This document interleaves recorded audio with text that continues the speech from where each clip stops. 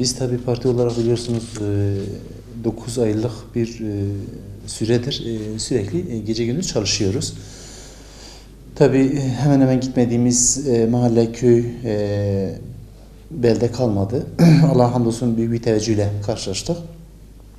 Biz de seçime doğru giderken en azından yarın, yani ayın 9'unda, pazar günü, Mart 9'unda Genel Başkanımız Sayın Zekeriya Yapıcıoğlu'nun katılımıyla 5 yol parti binamızın önündeki sahada, alanda geniş katılımlı bir miting yapmayı düşünüyoruz.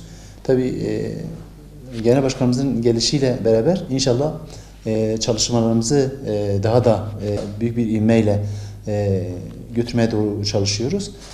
Allah izin verirse yarın saat 1'de mitingimiz başlayacak. Tabii bunun öncesinde çevreden gelen, mahallemizden gelen araçlarımızla bir konvoy oluşturacağız. Konvoyumuz Ziraat Meslek Lisesi, yani Fethi Cezaevinin o civarlarında büyük bir konvoy ile inşallah başkanımızın gelişiyle Van'ımızda güzel bir miting yapmayı düşünüyoruz.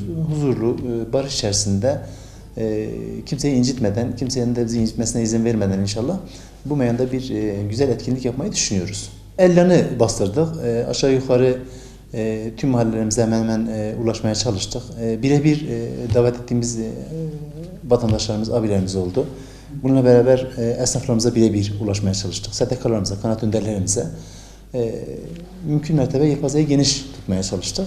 İnşallah Allah-u Teala hayırlısını nasip eder diyelim. Buradan tekrar halkımıza canı gönülden sevgilerimizi, selamlarımızı, saygılarımızı sunuyoruz.